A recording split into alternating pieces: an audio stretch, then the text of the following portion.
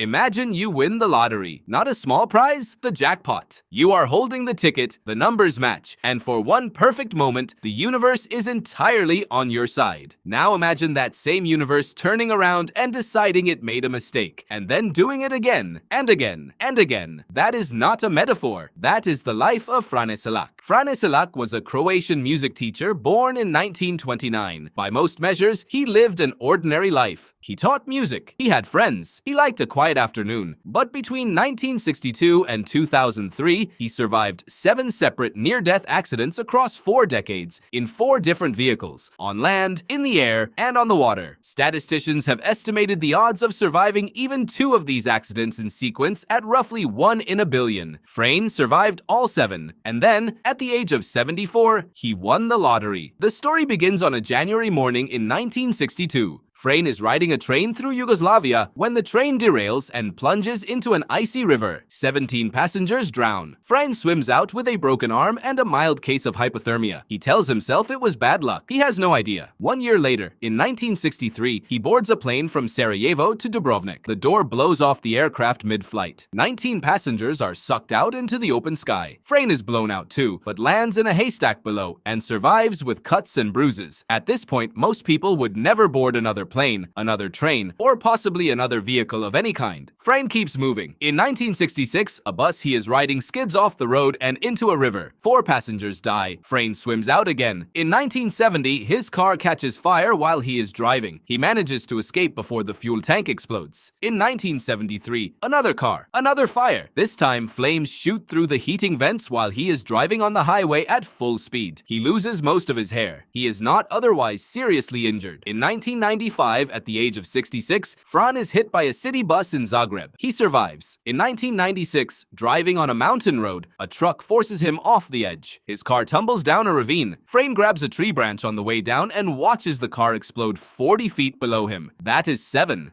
accidents across 34 years, each one statistically capable of ending a human life. Dr. Aaron Bhardwaj, a researcher who has studied probability anomalies in documented survival cases, has noted that Selak's case sits in a category so statistically outlying that it resists conventional actuarial modeling entirely. The Croatian media, which covered his story extensively, referred to him alternately as the world's unluckiest man and the world's luckiest man, sometimes in the same headline. In 2003, at the age of 74, Frane Selak bought a lottery ticket. He won the equivalent of $1 million.